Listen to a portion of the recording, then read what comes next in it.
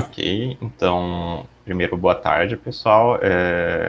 Para quem não sabe, meu nome é Rodrigo. Eu vou apresentar esse paper com o título Cross-Species RNA-seq for Deciphering Host Microbe Interactions. Ele foi publicado na Nature Reviews de Genomics, né? Ele é basicamente uma revisão geral sobre as metodologias que estão sendo utilizadas essa parte de RNA-seq, com o objetivo de entender melhor como que como identificar essas interações entre o microbioma, principalmente o microbioma humano, mas geral para o microbioma dos mamíferos, né? Mas focando mais no microbioma humano, com o próprio células do organismo hospedeiro, né? Primeiro, né, o paper começa discutindo um pouco como é essa complexa rede, né, que fala sobre a interação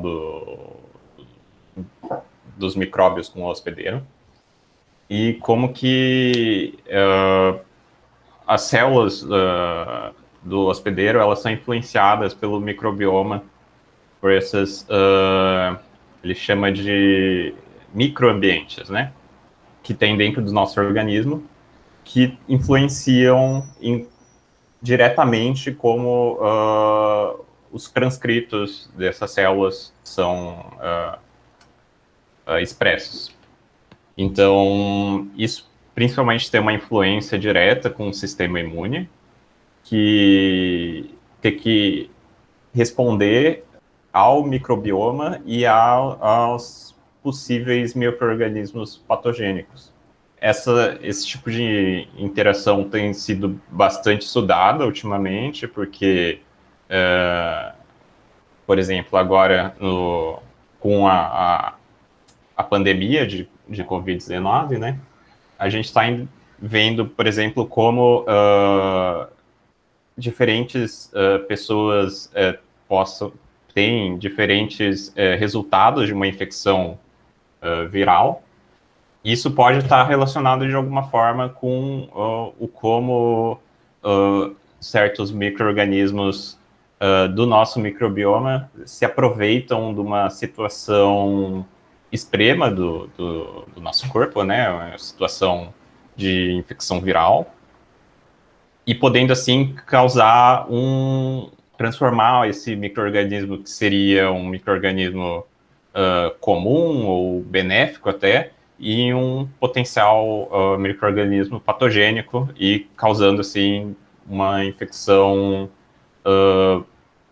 de vários organismos, de várias bactérias, vários tipos de bactérias ou vários tipos de vírus. Para identificar então melhor esse tipo de interação, a gente pode utilizar diferentes métodos.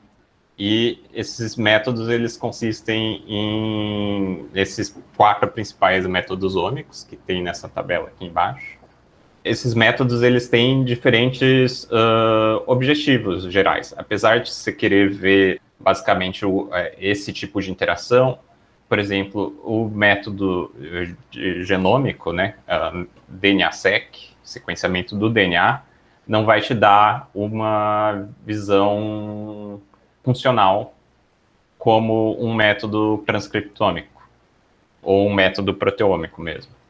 Porque ele apesar de ser muito bom para fazer análises pertinentes à quantificação dos micro-organismos, ele não vai ter como te dar essa análise funcional, apesar de existirem pipelines que teoricamente conseguem dar uma ideia funcional baseado em estudos prévios, né? Ao fundo, assim, você não consegue ter essa análise funcional com métodos genômicos.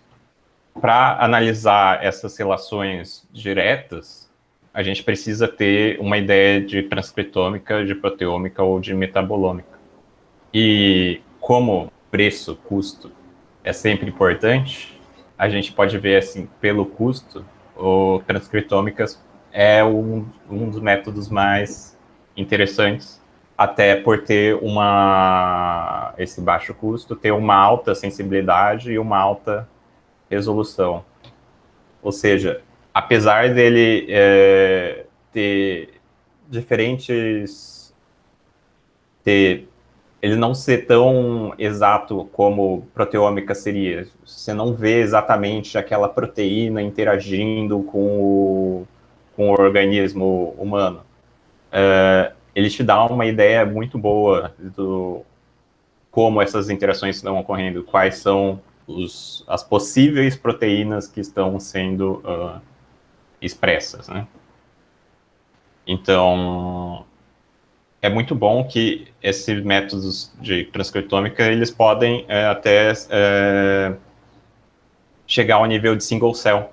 E isso facilita com que a gente veja como cada tipo celular está respondendo ao microbioma. E, novamente, variando pelo tipo celular, variando pelo local em que o seu microbioma está no organismo, ele pode ter um efeito diferente, ele pode ter um efeito patogênico ou ele pode ter um efeito benéfico.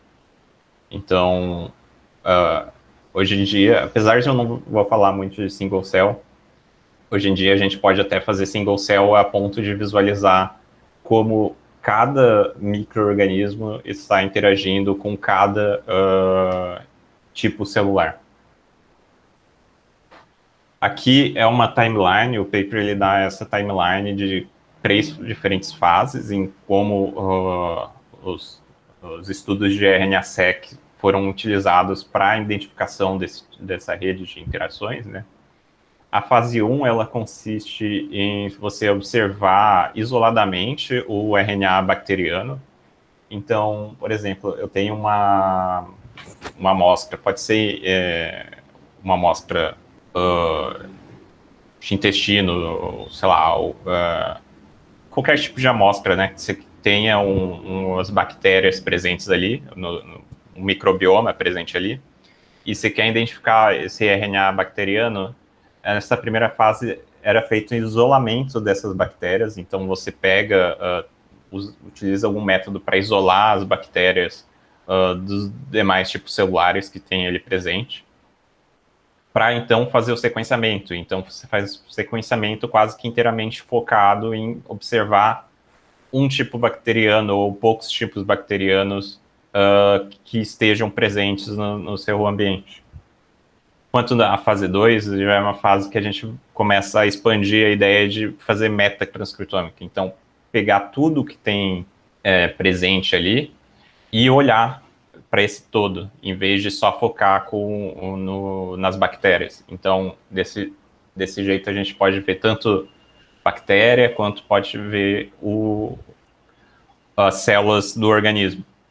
E nessa fase 2 tem uma das principais contribuições desse autor desse paper para fazer essas análises de dual RNA-seq e depois até triple RNA-seq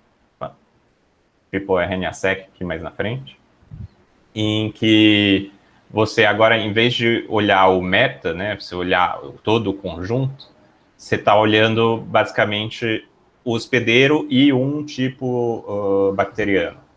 Ou no triple, 2 tipos bacterianos, por exemplo. Então, você está focando, você está sendo mais focado do que na metatranscriptômica, mas mesmo assim, com isso, você consegue ver as interações, essas interações que o paper tanto valoriza, né?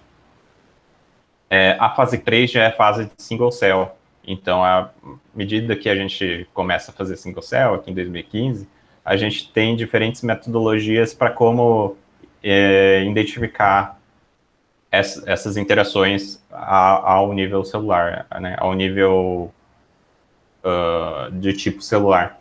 Eu não vou falar tanto de single cell, até porque não é a minha prioridade no momento, porque uma das vantagens da transcriptômica é isso aqui, ter um custo baixo.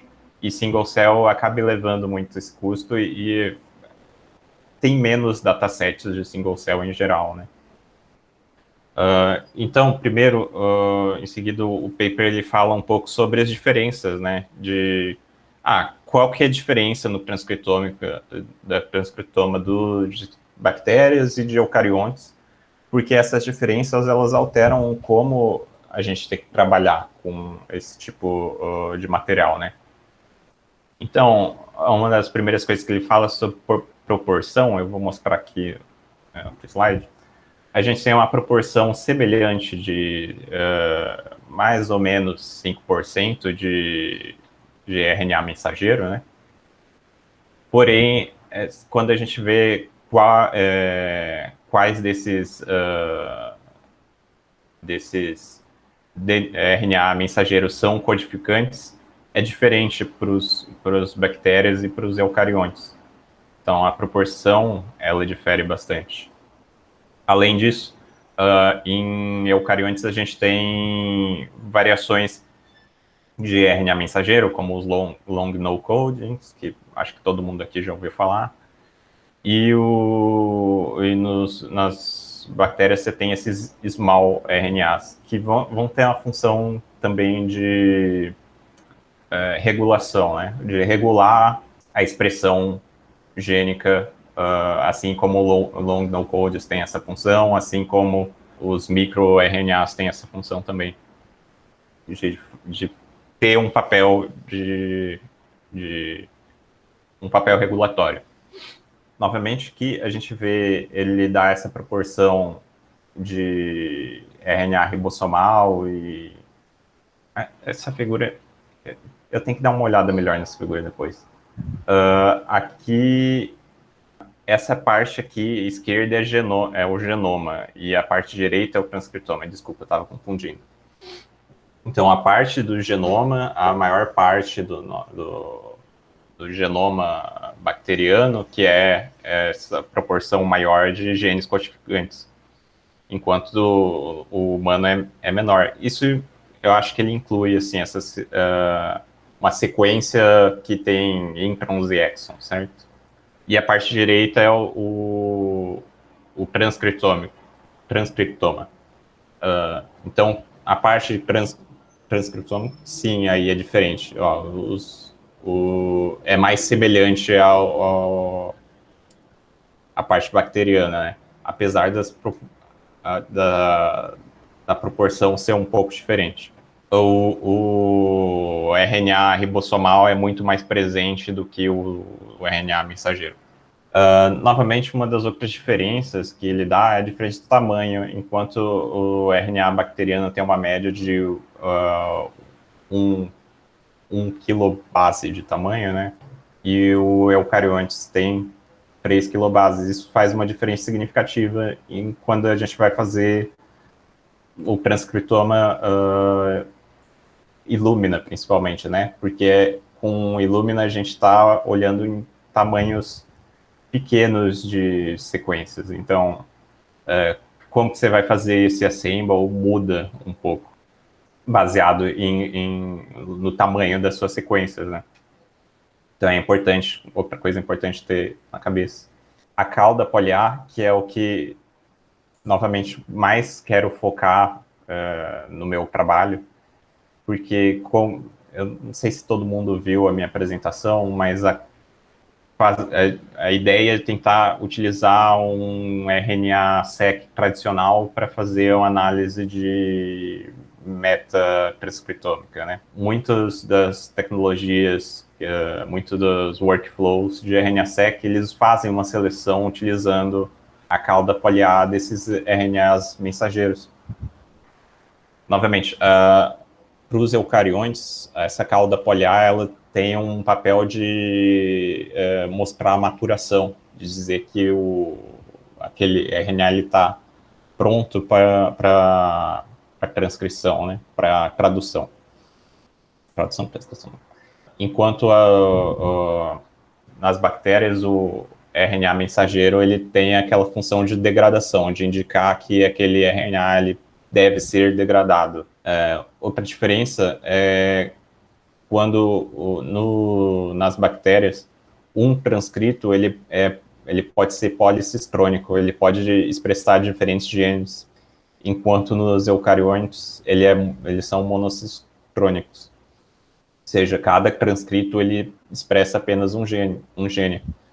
Novamente, tem aquela parte de você ter introns e exons e vai ter todas as modificações relacionadas a esse transcrito, mas ele vai expressar apenas um gene. E também os tipos, né? Como falei, nas bactérias a gente tem esse small RNA, que tem essa função de regulação, enquanto nos eucariontes a gente tem os long no-codings, SN é small nuclear RNA e small nucleolar RNAs. Também tem proporções diferentes, não existem no RNA bacteriano. Enfim, em seguida o paper ele vai falar mais propriamente do workflow em si de RNA-seq. Peguei essa frase do paper porque ela passa basicamente toda a ideia de como a gente faz um workflow de RNA. Então, a primeira etapa é a gente fazer a purificação, né, dos ácidos nucleicos da amostra. Então, você pegou sua amostra, por exemplo, de sangue, não sei, qualquer tipo celular que você quiser, e a ideia é você fazer uma purificação de remover tudo que não é RNA. Então, você vai fazer digestão enzimática, você vai tentar tirar o outro material genético que você quer, tipo, material genético, né, DNA. Você vai tentar remover os DNAs ribossomais, novamente, porque eles são mais abundantes. E, em seguida, para fazer essa conversão desses RNAs para DNA complementar, para depois fazer o sequenciamento propriamente dito, né, dos fragmentos de DNA complementar. Em seguida, tem o alinhamento desses reads com um genoma de referência e depois a quantificação para mapear em cada gene, ou features, genetic features, né? Ele dá esses dois artigos aqui, ele cita esses dois artigos como boas referências a esse tipo de análise e a outros tipos de análise de RNA-seq, como pequenas mudanças podem alterar o seu resultado. São referências que eu tenho interesse em ler melhor propriamente depois. Aqui é como esses workflows de RNA-seq eles podem diferir para bactérias e para eucariontes. Em azul são basicamente as partes que são parecidas, né, ou são iguais. Em vermelho tem as diferenças. Então, você tem uma diferença em como você vai fazer a remoção dos RNAs ribossomais das bactérias, enquanto nos eucariontes você vai fazer uma seleção por poliaco, que você quer selecionar apenas os RNAs que estão maduros, né, os RNAs que vão expressar alguma coisa em seguida. Você tem diferenças em como que você faz sequenciamento propriamente dito, você tem diferenças em como você fazer o mapeamento, até porque para as bactérias você não vai ter essas regiões com splicing, enquanto nos eucariontes você vai ter essas regiões, então você precisa considerar isso no seu na sua ferramenta de mapeamento. Ele vai, em seguida, o paper ele detalha mais um pouco sobre cada uma dessas etapas, e essa é a minha principal prioridade, assim, para o meu trabalho, o objetivo do meu trabalho, o trabalho que eu estou desenvolvendo com o Ícaro, é entender essas diferenças, entender como a gente pode se aproveitar de diferentes datasets, de diferentes métodos, né, de fazer sequenciamento, para garantir que a análise que a gente vai fazer é confiável.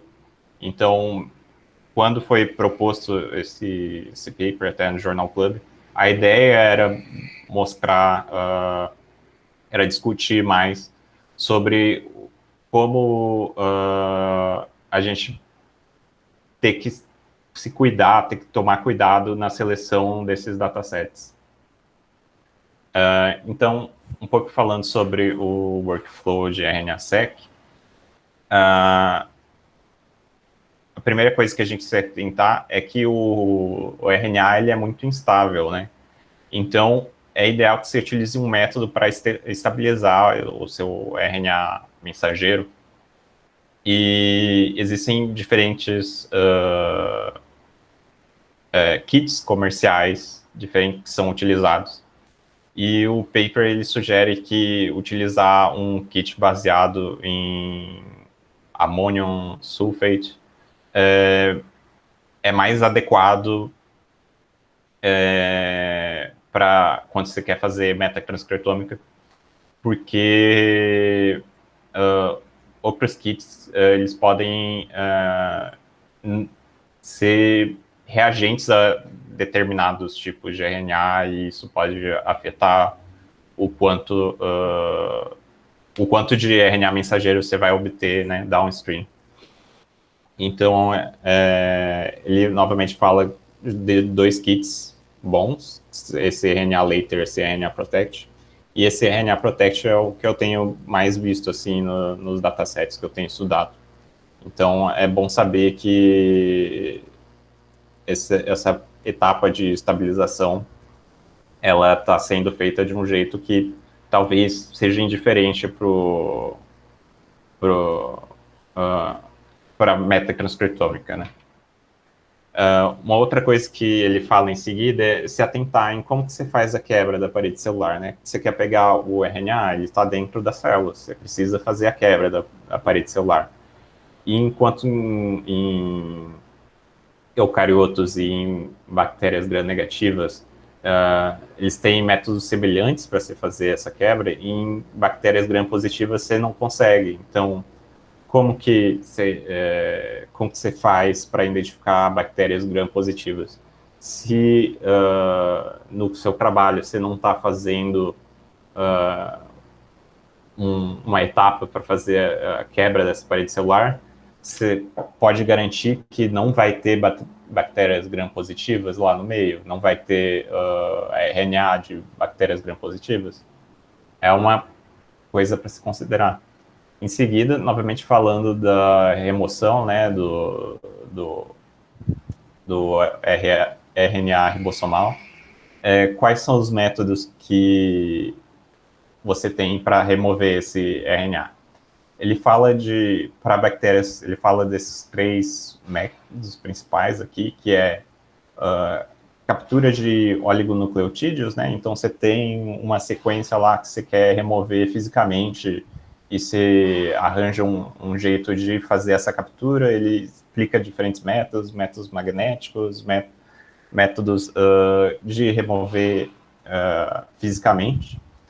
Você pode usar essa RNase H, que é o método que é utilizado no kit Illumina Ribo Zero Plus, que eu tenho visto muito nos datasets que eu tenho utilizado, que ele vai degradar esses RNA ribossomais. E ele tem esse método novo que eu não entendi muito bem ainda, que chama DASH, que ele... Eu não entendi muito bem como ele funciona, mas ele também faz essa parte de remoção dos RNAs, que também pode ser usado para... Se a mesma metodologia pode ser utilizada para RNA de eucariotos. Para os eucariotos, então, aqui você tem o que é mais comum, que vem nesse kit do Illumina TrueSec, fazer uma seleção do seu DNA complementar baseado na cauda poli-A.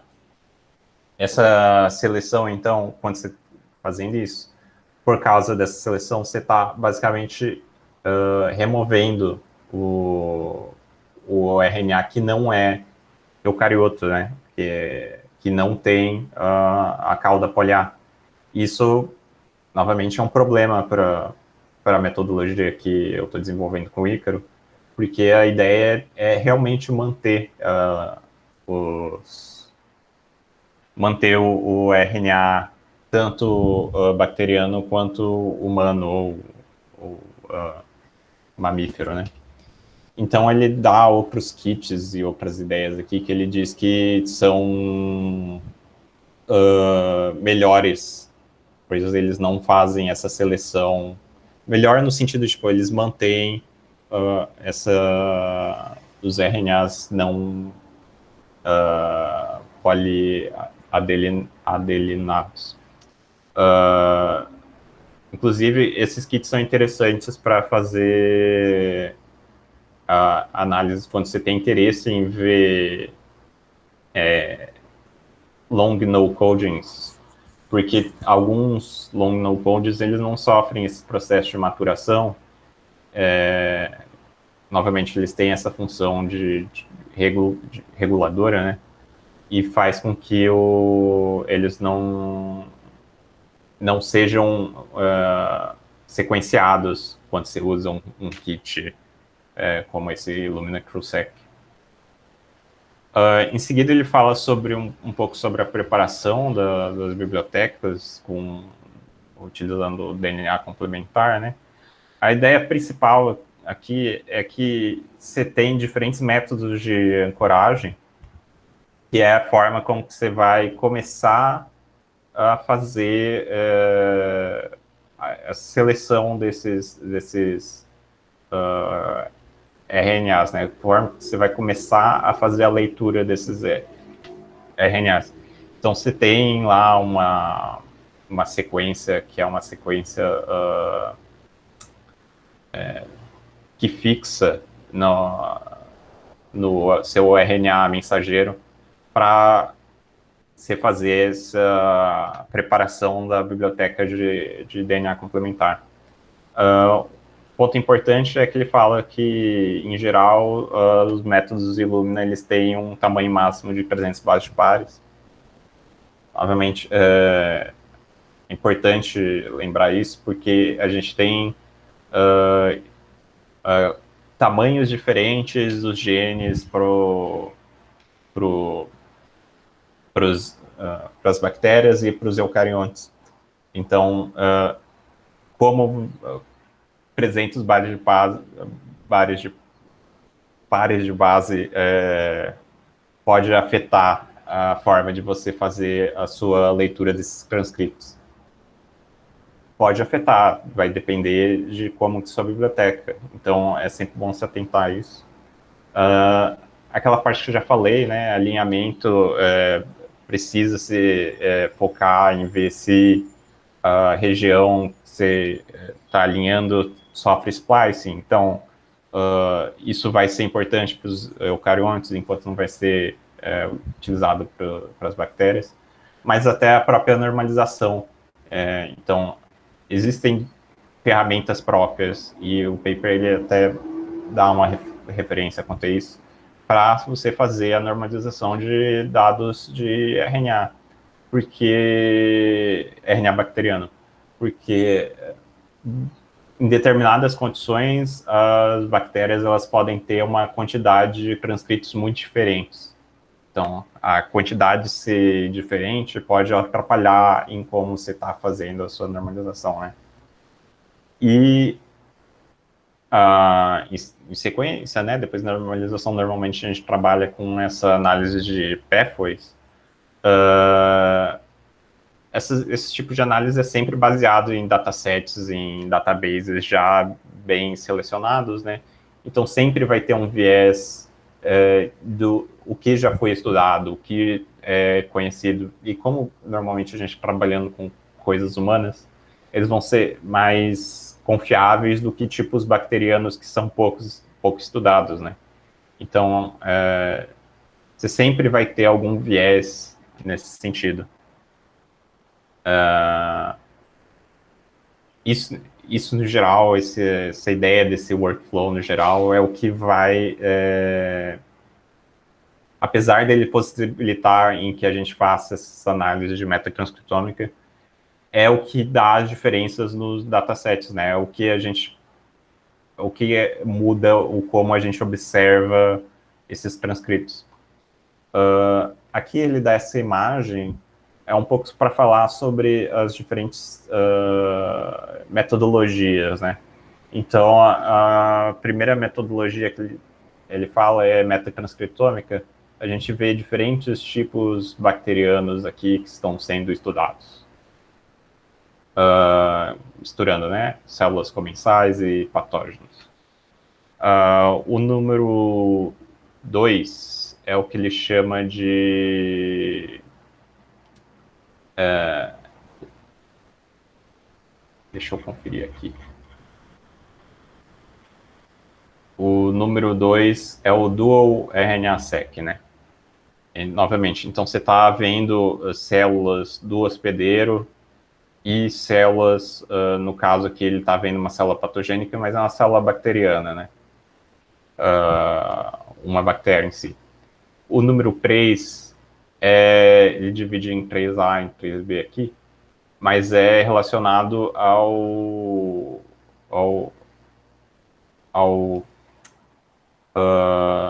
triple RNA-seq.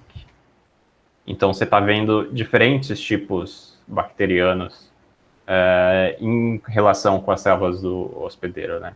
No caso aqui, 2 patógenos que podem interagir diferente com as células do hospedeiro. E aqui, células comensais e células patogênicas, né? E o número 4 é em relação a single cell. Então, cada célula individual aqui do hospedeiro ou cada bactéria individualmente. E para finalizar, o número 5 é o que ele chama de niche-seq, que também é uma outra ferramenta, uma outra tecnologia que eu não entendo direito, mas para fazer a análise dessas células do hospedeiro. Então, qual que é a ideia, né? Você tem essas diferentes formas de analisar seleções diferentes de tipo celular, de estudar essas interações. E, para mim, a prioridade é a metatranscriptômica, né? A gente começou com metatranscriptômica sempre com a ideia de você ter que fazer em conjunto um profiling. E esse profiling ele pode ser baseado em 16S.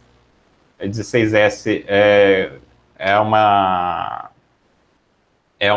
região do RNA ribossomal que você faz identificação de bactérias, né? Uma região que você consegue identificar bactérias através dela.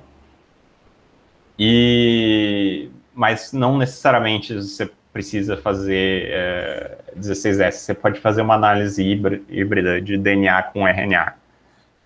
Novamente, por que fazer essa quantificação? Por que você tem que fazer esse profiling, né? Porque o RNA ele vai te dar uma ideia de funcionalidade, enquanto o DNA ou o 16S ele vai te dar uma ideia de quantidade. E elas são ideias diferentes, né? Você quer você ter uma expressão maior de RNA, não significa que a bactéria que expressa aquele RNA, normalmente ela está mais presente. Significa que ela está mais presente. Significa que ela só está expressando mais. Então, você não consegue quantificar as bactérias usando o RNA-seq, e por isso você tem que fazer ou uma análise com 16S ou uma análise com DNA, se você quiser focar nessa quantificação, né?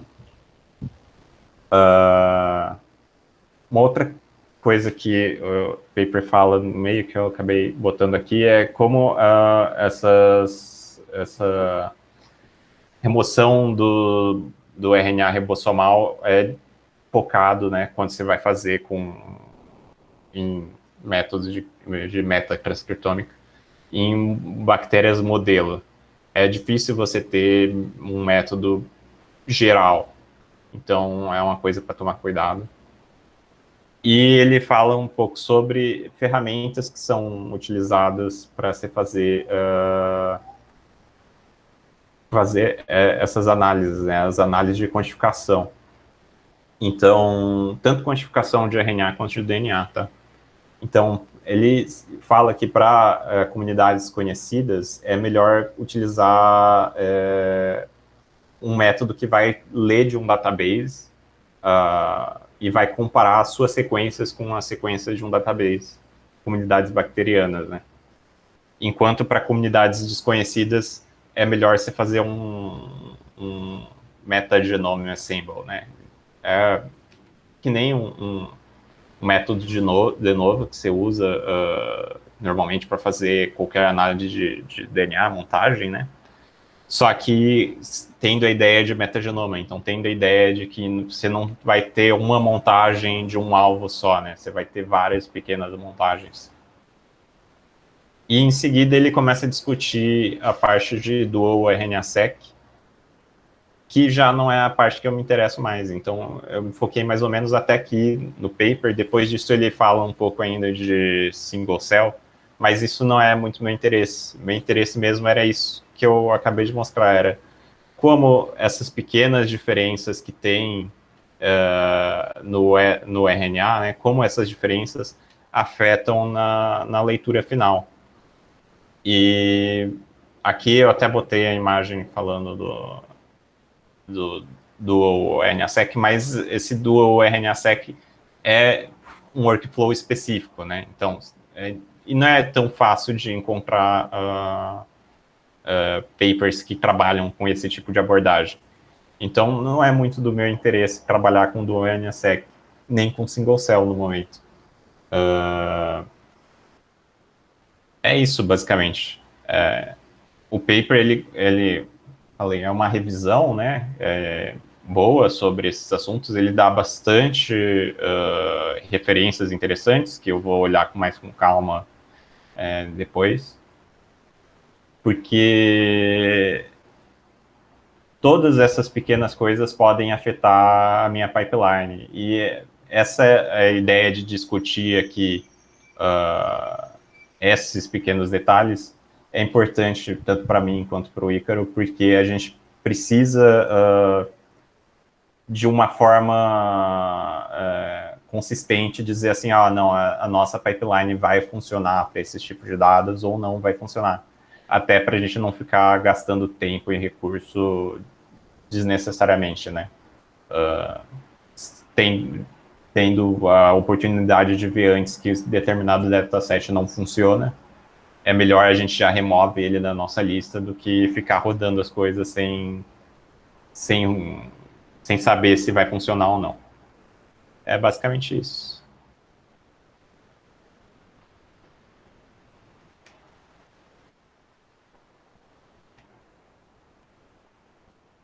Deixa eu voltar aqui.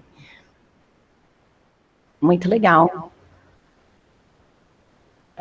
Um paper de revisão, eu gostei bastante. O paper é bem fácil de ler até.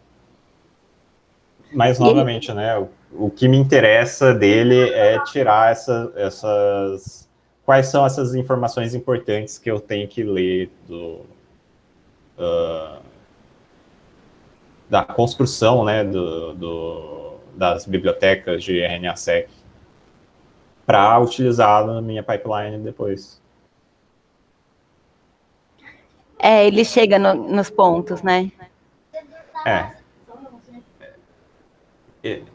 Esse foco maior, assim, dele em do RNA-seq é porque esse autor, o Westerman, ele tem outros papers de dual RNA-seq especificamente, né, que a gente viu, até já deu uma olhada. E ele faz papers nessa área, né, então ele produz vários trabalhos nessa área. Na verdade, acho que ele inventou a técnica, né, basicamente por isso, assim, tipo, ele e o Vogel, né, os dois, o Vogel pesquisador e o PI, e ele era o pós-doc na época, né. Eu conheço um pouco porque, enfim, eu trabalhava não com o Dual RNA-seq, mas com coisas parecidas. Eles até comentam do Differential RNA-seq, né, na revisão, o DRNA-seq, que era o que eu fazia no doutorado, assim, então por isso que eu estava sabendo um pouco. Rodrigo, eu fiquei com uma dúvida, assim, em relação, já, na verdade, puxando com o seu trabalho, assim, que você falou, então, da metatranscriptômica, né, que é, até onde eu sei, é o que é o foco do seu trabalho. E aí o paper deixa bem clara essa questão, a revisão deixa bem clara essa questão do metatranscritoma para você fazer uma caracterização funcional do que está acontecendo ali, como você mesmo falou, né? E o metagenoma para você fazer uma análise da composição, né? Então, de quais micro-organismos estão ali, e você até usar os dois na abordagem do metatranscritômica para você poder fazer uma normalização e poder né, ver quantos os genes estão diferencialmente expressos ou coisas do tipo, né? E fazer análise em cima disso. Então, relacionado ao seu trabalho, eu tenho essa dúvida, assim, né? Tipo, que você fala de composição também, né? Você fala de composição com os dados de transcriptoma, né? Então como é que você pensa em resolver isso, ou isso talvez não possa ser resolvido? Eu não sei se você tem datasets que tem esse tipo de informação, porque ali ele fala assim, você usa as duas informações, né, você cruza as duas informações para fazer essas análises. Mas não é muito comum você ter os dois dados, né, dados de metagenoma e dados de metatranscriptoma. Eventualmente você pode achar um dataset que tem, mas acho que não é muito comum. Então eu queria saber como é que você vai lidar com isso. Assim. A gente não está trabalhando com dados que foram coletados para fazer metatranscriptômica, né? A gente está trabalhando com a ideia do projeto, a ideia que o Elder teve é utilizar dados de RNA-seq que foram já utilizados em outras pesquisas, em outras coisas, para tirar novas conclusões, tendo uma abordagem de metatranscriptômica. Mas então essa parte de quantificação, né, de como a gente vai fazer essa análise composicional, realmente a gente não tem informação. Essa é uma das partes que eu ainda não sei como a gente vai lidar direito no trabalho, sabe? Apesar da gente falar de composição várias horas, na verdade não é composição, né? É só como aqueles transcritos é mais funcional do que composicional. Realmente. Exato. Até a revisão, inclusive, em nenhum momento ele fala ele podia até ter falado, assim, do uso desses dados, do aproveitamento dos dados, né, que isso é muito comum, na verdade, as pessoas fazem muito, assim, né, tipo, o dado não foi gerado para isso, mas você pode ir lá ver lá no meio se tem transcritos de outros organismos, enfim, e aí inferir algumas coisas, né, isso ele não fala na revisão. Então, acho que eles poderiam ter acrescentado.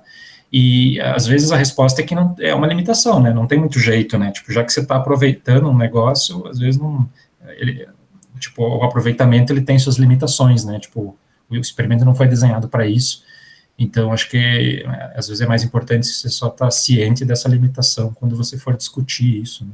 Sim, com certeza. Até acho que quando a gente cria imagens, gráficos, né, não falar de composição, porque, no fundo, apesar da gente se referir como uma tabela de composição, não é, né? No final, aquilo não representa a composição dos micro-organismos no microbioma. É uma coisa que eu tenho discutido com o Ícaro já há um tempo sobre isso, mas que, no final, a gente sempre acabou chamando de composição, sabe? Mas é uma coisa para se atentar mesmo.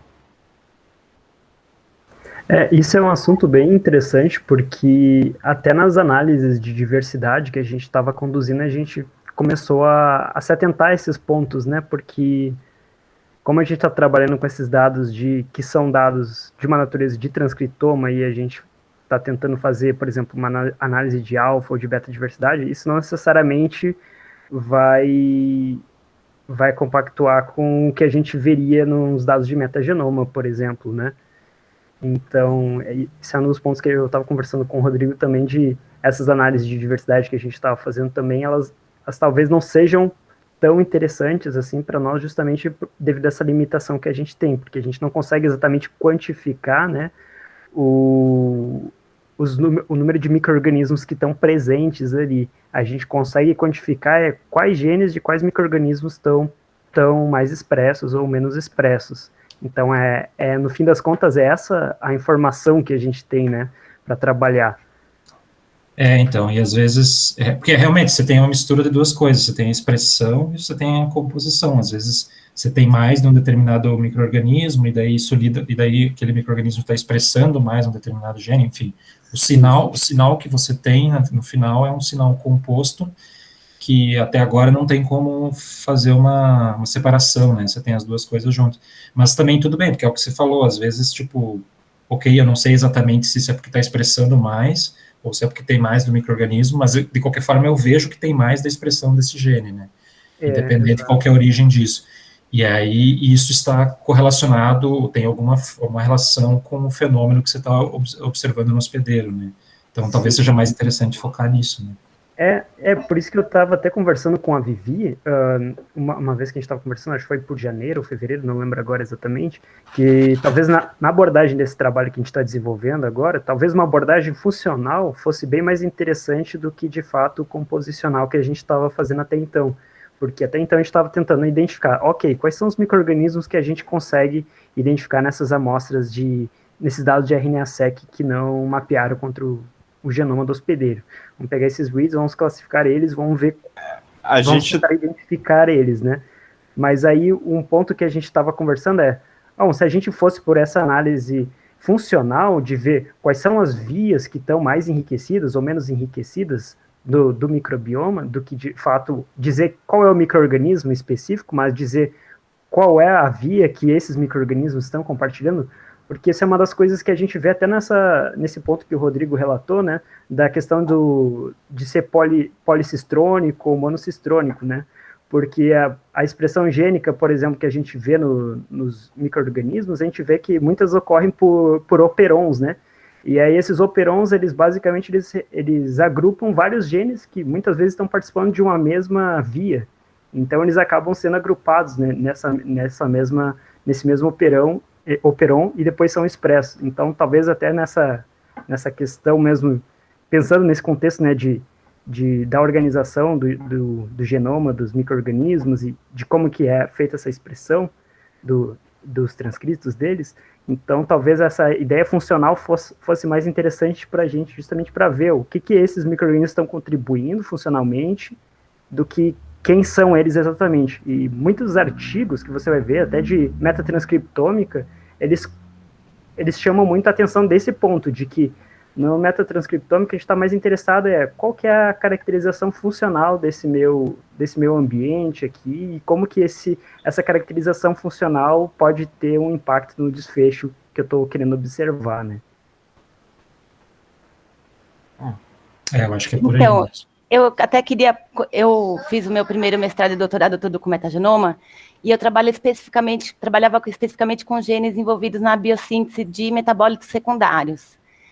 E aí a gente entra numa coisa bem legal do metagenoma, que de repente você pode procurar por esses transcritos, porque você tem metabólitos secundários específicos de bacilos, específicos de actinomicetos, específicos, por exemplo, até de Mycobacterium tuberculose lá, que causa tuberculose, que está lá, está produzindo. E quando eles engatam de produzir um metabólito secundário, eles têm os clusters biosintéticos, que têm regiões altamente conservadas, e eles têm os promotores de expressão, os reguladores, que, apesar da bactéria estar presente em populações muito pequenas, e serem bactérias de crescimento lento, por exemplo, eles produzem quantidades, talvez, observáveis de metabólitos secundários que estão lá, até permitindo eles sobreviverem e tal. Então, eu acho que poderia ver a possibilidade de procurar especificamente genes envolvidos na biossíntese de metabólitos secundários, que é uma coisa bem bacteriana, né, que está, inclusive,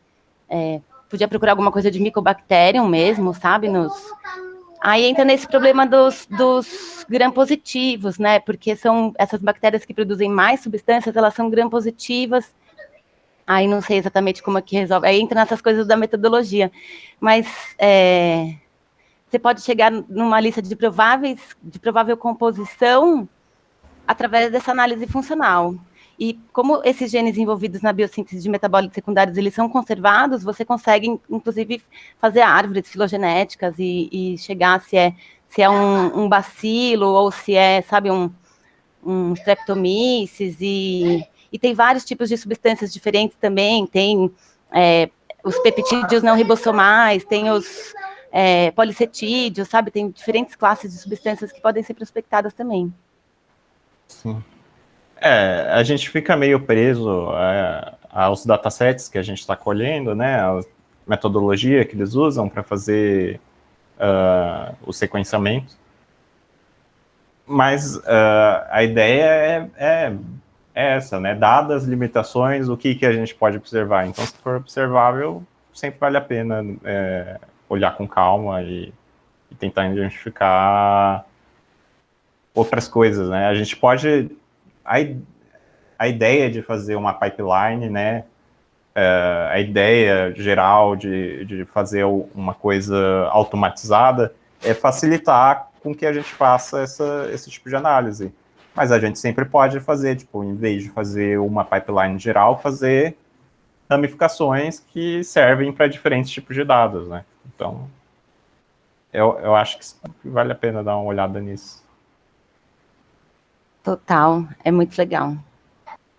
Outro ponto que eu achei interessante que o Rodrigo apresentou hoje foi quanto a essa questão do cuidado, né, que a gente tem que ter com as bibliotecas que a gente vai utilizar nos estudos, né, porque como a gente está trabalhando aqui no laboratório com dados públicos, a gente acaba muitas vezes olhando, beleza, vamos ali pegar as bibliotecas de RNA-seq do estudo, daí a gente baixa uma lista de datasets, mas dependendo da pergunta que a gente quer responder, talvez aquele dataset não seja tão interessante para nós, né?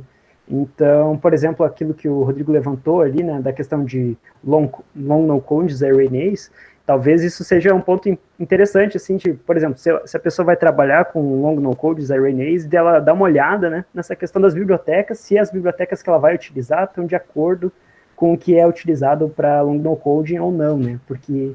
Acho que esse ponto talvez seja bem interessante da gente discutir como boas práticas dentro do laboratório mesmo, né? Para fazer essa etapa de seleção dos estudos para ver, de fato, quais estudos que se encaixam na pergunta biológica que a gente estava interessado em responder ou não.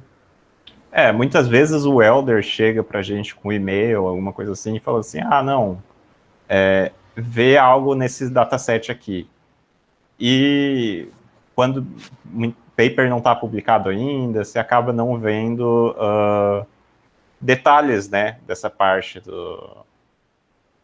de como foi adquirido aquele dataset, de como foi montado aquele dataset. Então, acho que seria interessante a gente ter alguma forma básica de saber, assim, como esse dataset pode ser utilizado, por que ele é bom para isso, por que ele é ruim para isso, sabe? Tem alguns papers de revisão que falam sobre isso, que eu quero ler mais profundamente, mas, novamente, é uma parte bem...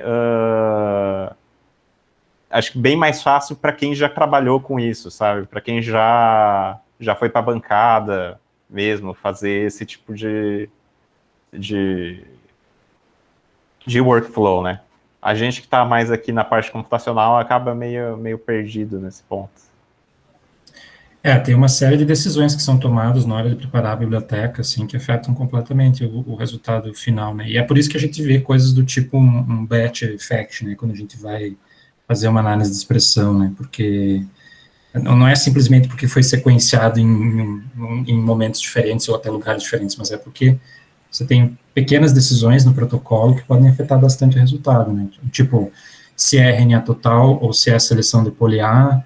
Eu até conversei um pouco com o Rodrigo sobre isso, né, Rodrigo? Tipo, e as ferramentas têm parâmetros, né? Tipo, as ferramentas dessa análise inicial têm parâmetros para acomodar isso. Então, é uma coisa que tem que estar atento, né? Mas a principal é isso, né? Se é seleção de poli-A ou é sequenciamento de RNA total. Se é uma técnica stranded, né, que você vai ter a informação da fita mais, da fita menos, ou não, são informações sobrepostas, o tamanho dos reads sequenciados, enfim, são todas coisas que vão afetar o que você está vendo no final. Então, é importante, assim, tipo, que é interessante que a gente vê, assim, é importante quando a gente está escrevendo o artigo, colocar essas informações, porque as pessoas que vão usar os dados vão precisar disso, elas precisam saber exatamente como foi gerado, e a gente, quando for analisar também, né, tipo, tem que estar atento a esse tipo de coisa, assim, entrar no artigo, ver exatamente, foi feito assim, foi feito assado. Talvez para vocês, Rodrigo e Ícaro, vale até a pena ter uma tabelinha, assim, de algumas coisas que são as mais importantes, assim, e aí os trabalhos que vocês estão usando, colocar uns tiques, assim, né, uns xizinhos, assim, tipo... Acho que seria ideal criar um guiazinho, assim, de como fazer isso do começo ao fim. Sim. Acho que depois a gente pode conversar em detalhes, de forma mais específica do trabalho de vocês, assim, o que seria mais importante, para daí vocês ficarem atentos a esse tipo de coisa, né? Sim. É a parte que a gente acabou negligenciando, né? Porque, sabe, trabalhando com muitas coisas e acabou não focando tanto. Mas, assim, pode ser um problema futuro, né? Então, é uma coisa, por isso mesmo que quando a gente teve a reunião com o Helder a última vez, ele sugeriu esse paper, ele sugeriu que a gente lesse ele com calma, apresentasse aqui no Journal Club, para mesmo fazer essas discussões e saber melhor como trabalhar com isso. Né? Eu quero ver eu achei que foi super pertinente. Muito obrigada, Rodrigo. De nada.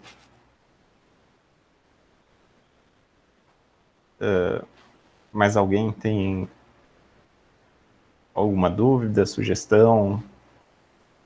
Eu tenho mais uma pergunta, na verdade, é mais geral, assim, porque eu não tenho muita experiência com RNA-seq, eu comecei agora no doutorado só, e a minha dúvida é a respeito nessa questão de poli-A mesmo, porque eu estava lendo que, por exemplo, alguns vírus, eles têm poliadelinação, então, teoricamente, você conseguiria observar, se a biblioteca que você preparou, que ela é poli-A mesmo, que ela tem esse fio de poli-A, você ainda assim consegue observar, teoricamente, quantificar esses transcritos virais ainda. Talvez, em termos das bactérias, você tem esse viés que você não vai conseguir identificar, devido a essa questão da poli-A, mas para alguns vírus você consegue. Aí o que eu estava vendo, alguns exemplos era, por exemplo, para influenza A, vírus, entre outros.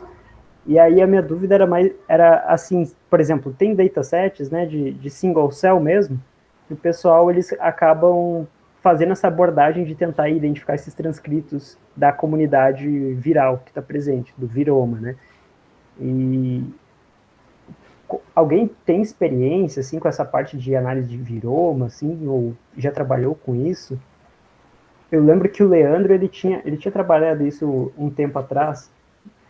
Aí eu queria perguntar, assim, para vocês, qual a experiência de vocês, assim, com essa questão de trabalhar com dados de viroma, porque talvez seja uma saída interessante também, dependendo dessas bibliotecas aí que são poliar, talvez olhar mais para a comunidade do viroma do que, de fato, da bacteriana, né?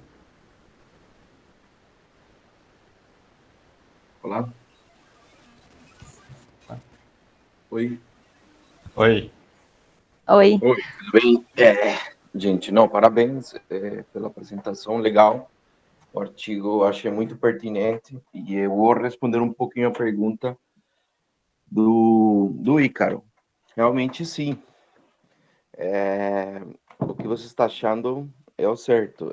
Quando a gente tem um vírus, mesmo que você queira ou não, você está vendo a parte da replicação humana sendo utilizada pelo vírus.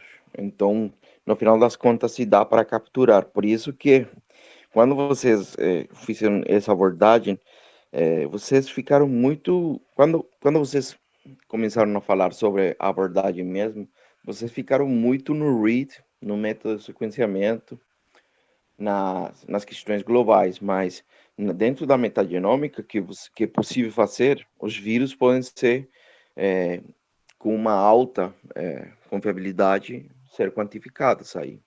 Inclusive, alguns fungos, em algumas situações bem esquisitas, mas, pelo geral, os vírus, dependendo do tipo do genoma que eles têm, principalmente isso, o tipo de genoma e também o tipo de célula que eles infectam, é possível fazer uma quantificação de os vírus, só que aí você entra a validar, por exemplo, na abundância dos vírus. Será que realmente é relevante? Será que realmente é importante?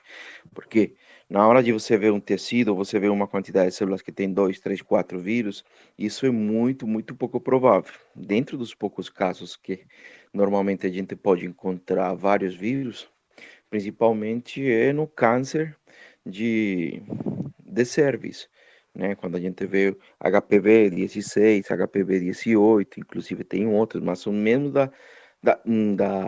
do mesmo gênero, do mesmo gênus. E também com câncer que está no esôfago, né? Que é gerado também por HPV. Só que aí a gente teria que fazer umas coisas diferentes. Eu estou fazendo umas análises relacionadas a isso e também estou fazendo umas análises relacionadas, por exemplo, a retrocópias, que também é possível. E isso seria uma grande vantagem, ver essa parte específica aí. Só que dentro da metagenômica, como vocês estão expondo os comentários anteriormente, eu acredito que essa metagenômica, quando você faz uma análise de abundância ou de composição e tudo mais, é simplesmente para ver o que há e o que não há, né? E o que pode ser o mais relevante. Mas depois disso, tem que passar para uma abordagem um pouco mais específica. Pelo menos não falar de um gênus, mas sim falar de alguma espécie que seja comum entre vários datasets. Porque senão a gente vai se perder. Ou senão a gente vai fazer exatamente o mesmo que estão fazendo os outros trabalhos de metagenômica, que é falar que tem um monte de coisa lá e que quando uma condição tem mais, ou quando tem outra condição tem menos. E eu não sei se esse seja o propósito, é realmente tentar identificar uma espécie, né? Porque, pelo geral, em qualquer microambiente, uma espécie, ela é sempre dominante, independentemente se está com outras bactérias, com outros fungos, seja o que for, a dominância sempre vai ser uma questão fundamental. Então, eu acho que esse trabalho de metagenômica é apenas como um óculo, né? Mas depois você tem que utilizar o microscópio para ver uma coisa mais específica. Oh, muito obrigado aí, Leandro. Eu achei muito pertinente o teu comentário e realmente, né, isso vem até de encontro com essa questão que a gente sempre lida aqui no laboratório, que é a ideia da biologia de sistemas mesmo, né, que você começa no macro, aí depois você vai afunilando para você conseguir entender e chegar numa pergunta de pesquisa, uma pergunta biológica que seja relevante, né, algo que você possa trazer que seja mais interessante.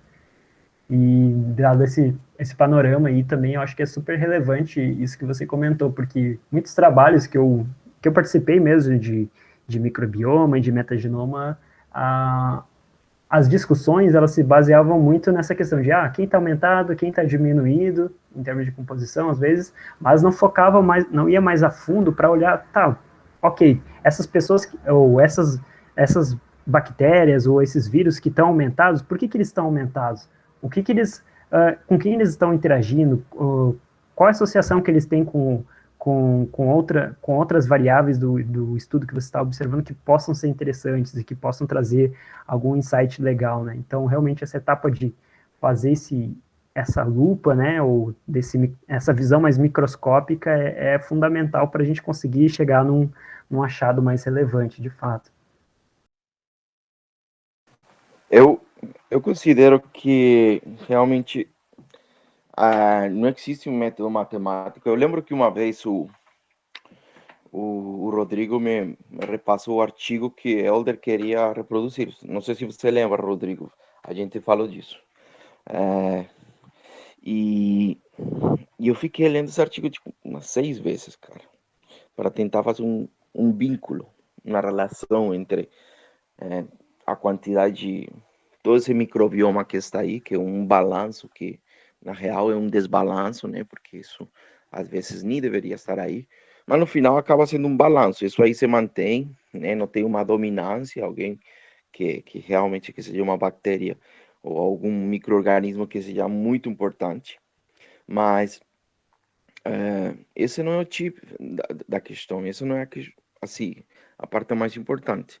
A parte mais importante é um modelo que ajude a relacionar isso com o sistema imune, ou que ajude a relacionar isso com o tecido que está sendo analisado, porque a gente está analisando o microbioma, mas o microbioma é um mundo, né? A gente já sabe que o sistema imune é outro mundo, E aí depois você vai lá, por exemplo, ver no tecido da mucosa gástrica, é outro mundo. Quando você faz single cell, é outro mundo. Então, qual é o modelo matemático? Qual é a forma para a gente falar, para juntar essas três coisas que são importantes? E muitas vezes a gente não tem essas três coisas, né? A gente só tem a metagenômica às vezes, outras vezes o sistema imune, mas o tecido, por exemplo, as mucosas gástricas ou a mucosa colônica, ela não está presente dentro, mas precisa de um modelo matemático ou de uma abordagem de alguma coisa para quantificar ou para tentar extrair mais informação disso, porque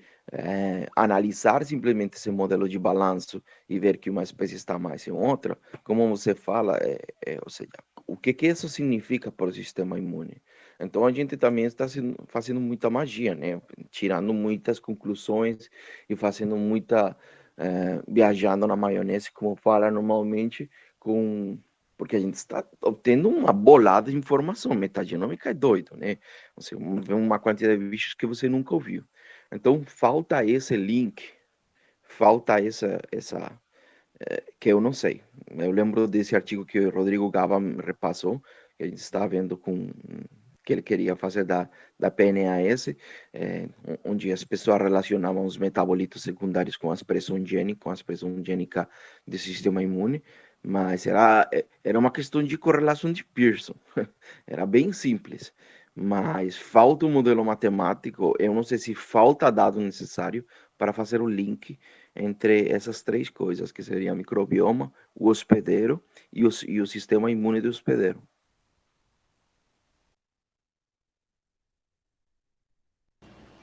Esse paper que você falou era aquele de antibiótico?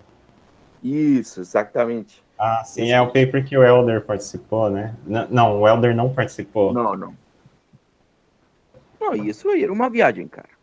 Isso aí, esse artigo que você me apresentou estava baseado em uma correlação muito bonita de 0,9, uma correlação de Pearson. Que essa era a figura estelar, que mostrava que os antibióticos e que mostrava que diminuía a expressão de não sei quanto, de um módulo de coexpressão, e que depois, com isso, inferia que então o sistema imune estava ferrado. Era um jeito assim. Então, meio que acaba sendo mais a perspicácia, a inteligência de mostrar e de tentar fazer uma relação com o microbioma, que realmente é uma questão puramente biológica, porque a gente, através de uma correlação, não pode, não sei, juntar as duas coisas. Eu acho muito ousado. Até porque essa questão por exemplo, a correlação de Pearson, né, não deixa de ser uma correlação linear, mas será que esses dois mundos diferentes, eles têm uma correlação linear? Esse é o ponto também, né? Então, a gente não pode se prender também aos métodos estatísticos que a gente está utilizando. Então, isso é algo dentro da estatística mesmo, sempre vai se renovando, porque à medida que vai crescendo essa grande quantidade de dados que a gente tem e vai aumentando a granulosidade, essa esparsidade que a gente tem nesses dados, é necessário que a gente também consiga identificar ou adequar os métodos que já são empregados atualmente para que a gente consiga lidar com essa grande esparsidade que a gente tem agora. Por exemplo, com single cell mesmo, né? Nos últimos anos, a gente teve um boom de métodos estatísticos de redução de dimensionalidade que começaram a ser aplicados para single cell. E foi algo que eu achei fantástico, assim, porque, pelo menos em estudos de microbioma, é algo que a gente precisava muito também na área, mas a gente não tinha talvez até o aporte financeiro e também a iniciativa de outras agências de fomento para que conseguisse incentivar a desenvolver mais estudos, né, nessa área, né, de esparsidade de dados que a gente utiliza. E aí, para single cell, a gente observou esse boom que teve, né, nesses métodos de redução de dimensionalidade. Todo mês, praticamente, está saindo novos métodos, né, que o pessoal está gerando para analisar esses dados de single cell.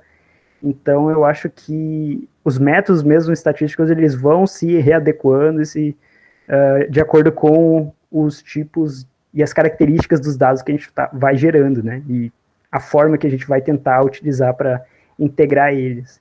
Então, essa é uma etapa que a gente tem que pensar também bastante, assim, né, de qual método utilizar e o que considerar, né, e ver quais são as limitações do método também para guiar nossas próprias conclusões e discussões que a gente vai fazer em cima dos dados depois, né. Realmente sim, vá por aí, porque agora que com esse negócio do RNA-seq, que a gente está vendo que pode pegar o gene humano, mas do mesmo jeito o gene dos microbiomas, né? Tentar ver o microbioma. Aí você está tendo a mesma coisa, né? Você está tentando comparar, por exemplo. E aí eu queria fazer uma pergunta para vocês, porque vocês sabem muito disso. E pegando o gancho de um comentário que fez a Bibiane sobre a quantidade de metabolitos secundários gerados. A gente pode encontrar que a gente não pode quantificar esses metabolitos secundários, mas pode tentar identificar que, por exemplo, os plasmídios são muito importantes nessa hora. Os plasmídios falam muito nesse momento. Então, por exemplo, aí vai a minha pergunta. Quando vocês querem fazer uma análise de abundância, uma análise de expressão, uma análise de identificação de espécies, por que vocês desconsideram os plasmídios e consideram mais arqueia ou bactéria? Sabendo que é muito provável que a gente possa encontrar muito plasmídio, entendeu? E seja muito mais fácil de identificar. Sim, de fato. Eu não tinha pensado nessa questão dos plasmídios, mas realmente faz muito sentido, até pela questão de eventos de transferência horizontal que a gente pode estar tendo também entre as bactérias. Exatamente. E os plasmídios são os carreadores, são os caras que fazem isso acontecer. Os próprios... Mas uma coisa que eu vejo, assim, que tem bastante, que tem surgido nos estudos de metagenoma, é a questão dos fagos. Então, o pessoal está explorando mais essa comunidade do viroma, né? E olhando para essa questão dos fagos também, porque, bom, quando você olha para os profagos também, eles acabam se inserindo dentro do genoma da bactéria, né? E eles acabam sendo carreadores também, né? De elementos de virulência ou de resistência e que podem também estar gerando uma diversificação ali no microambiente que você está olhando e que pode acabar, consequentemente, levando a eventos de dominância de algum micro-organismo, né? Porque aí, a partir do momento que, por exemplo, um E. coli ou um enterococcus da vida, ele começa a adquirir esses elementos de resistência, de virulência, ele vai passando para os outros, aí ele pode crescer nesse meio, se adaptar e, boom, né? Pode, talvez, causar uma infecção.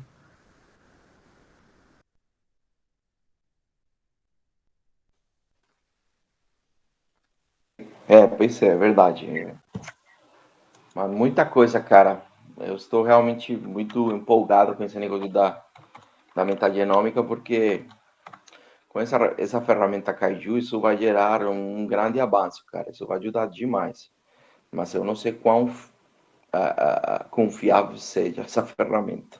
Porque na hora de pegar os reads, na hora de comparar e tudo mais, eu não sei, a gente está confiando muito na acurácia. Eu não sei se você sentiu isso. E, cara, porque na hora de você fazer uma análise com Kaiju, você tem resultados lindos demais. Fala, cara, como você fez isso contra milhares e milhares de genomas, sabendo que quando eu pego um read humano, então que vê e vai demorar 2, 3 horas para alinhar contra o genoma humano. Eu não sei. Eu queria saber a sua opinião. Você acredita mesmo no Kaiju ou você acha que está meio duvidoso? Então, essa questão do Kaiju, já conversei com o Rodrigo algumas vezes, que é um ponto que sempre tem que ser considerado na análise, porque o que acontece? O Kaiju, ele está alinhando a nível de aminoácidos, né? Então, a gente está olhando ali, alinhando os peptídeos. E o que está acontecendo com isso é que a gente consegue encontrar proteínas, e basicamente a gente está alinhando, né, os transcritos que a gente tem com proteínas de algum banco de dados que a gente está interessado. Nesse caso, muitas vezes eu estava utilizando o NR do NCBI, que é o banco de proteínas não redundantes do NCBI. O que acontece com isso é que você está alinhando essas proteínas, só que você consegue identificar várias proteínas que podem ser de ancestrais homólogas distantes, né, que você está alinhando ali, mas a questão toda é que você está alinhando pequenos fragmentos, né, de proteínas. E qual que é o problema disso? O problema disso é que as bibliotecas de RNA-seq, elas são short reads, geralmente. E esses short reads, a gente está falando de o quê? 50, 60 pares de base, às vezes. E aí, o que acontece? Quando você traduz isso para proteína, você vai ficar lá com uma sequência de aminoácidos de o quê? De 15, 20 aminoácidos, e aí você vai alinhar esses seus 15, 20 aminoácidos contra um banco de dados. Aí a gente entra nesse ponto, o quão acurado que pode ser isso, essa pequena sequência, esse pequeno fragmento que eu estou olhando contra o banco de dados. Se a gente fizer um alinhamento local, a gente pode estar encontrando um match perfeito, mas será que ele tem uma cobertura suficiente? Então, muitas vezes, quando a gente estava olhando para essa questão da abundância, a gente ficava se perguntando isso, né, ok, a gente está alinhando esse pequeno fragmento de aminoácidos, mas apenas esse pequeno fragmento aqui, ele, de fato, é um alinhamento verdadeiro ou é um artefato? Pode ser um artefato ou um alinhamento randômico que a gente pode ter olhado, né? Então, a questão do Kaiju mesmo é justamente o quanto que a gente pode confiar nele, no sentido de ele está alinhando nível de aminoácido, só que a gente está com sequências que são muito pequenas para alinhar nível de aminoácido, então a gente tem que encontrar outras formas de filtrar esses dados, depois que a gente classifica com Kaiju, para conseguir garantir que, ok, o que a gente alinhou ali, vamos filtrar para ver o que realmente, possivelmente, é verdadeiro, né? Então, uma das abordagens que a gente estava testando agora, eu e o Rodrigo, era fazer o seguinte, a gente montava o contig desses reads que não mapeavam. E aí a gente classificava esses contigs com o Kaiju, porque daí a gente tinha sequências bem maiores do que esses short reads que a gente estava utilizando. E aí sim, a nível de contíguo, que a gente via dos micro-organismos que a gente conseguiu classificar, a gente voltava para aquele outro classificação a nível de read e filtrava esses dados a partir disso. Então, a forma atual que a gente está tentando confiar no Kaiju beleza, vamos confiar no Kaiju, mas vamos confiar apenas no que a gente conseguiu ver a nível de contig que a gente conseguiu classificar, não a nível de read especificamente, porque muitos dos reads que a gente pode estar olhando ali podem ser alinhamentos ao acaso, né? Então, a questão toda era como é que a gente ia lidar com esse problema. Então, a primeira solução que a gente está tentando propor é nesse sentido, assim. Então, de fato, é realmente um desafio ainda, então a gente ainda está pesquisando de qual que seria a melhor forma, né, de fazer essa filtragem, mas essa filtragem é essencial justamente para eliminar esses possíveis sequências que podem ser até artefatos de sequenciamento, muitas vezes, e que podem acabar gerando ruído, né, nessa nossa análise que a gente vai fazer posteriormente. Eu, pessoalmente, sempre fico com o pé atrás quando a gente utiliza o Kaiju. Eu acho que falta algum tipo de score, alguma coisa assim, que dê uma confiança maior para a gente no que está acontecendo, de fato. A gente acaba utilizando o Kaiju muito como a caixa preta, que a gente joga os dados e retorna o resultado sem realmente olhar para cada um daqueles alinhamentos que ele faz, né? E pode ser um pouco problemático. É uma coisa que eu quero tentar melhorar, e isso que a gente está desenvolvendo agora, com o Ícaro, principalmente, que está trabalhando nessa parte da geração dos contigs, para a gente ter uma maior segurança, é uma coisa que dá para fazer a curto prazo, mas a longo prazo eu acho que possivelmente a gente tem outras formas de melhorar esses resultados que a gente está tirando do Kaiju. Uma das coisas que a gente estava conversando com o Helder também na última reunião que a gente fez, Leandro, foi ao invés de utilizar o banco de dados completo do NR, que vai ter diversas proteínas de tudo que é ambiente que a gente possa ter imaginado, né, no NR, né, talvez seja interessante a gente buscar tentar construir um banco de dados um banco de dados menor, mas que seja com sequências que a gente já viu no microbioma humano, que já estiveram presentes em diferentes condições ou diferentes doenças que já foram descritas na literatura. Porque daí, se a gente utilizasse esse banco de dados menor curado de, por exemplo, micro-organismos que já foram identificados no microbioma humano, tudo bem que a gente não acharia nada de novo, né?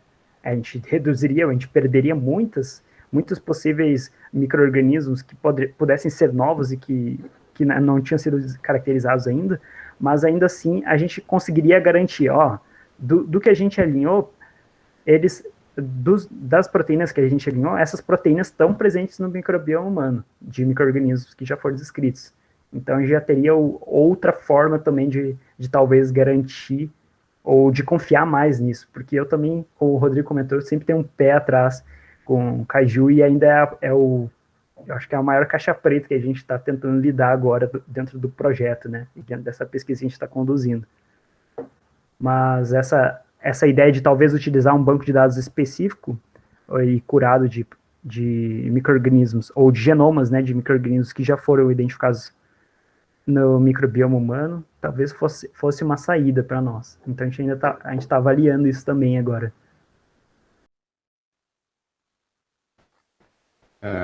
Bom, eu acho que se mais ninguém tiver algum comentário...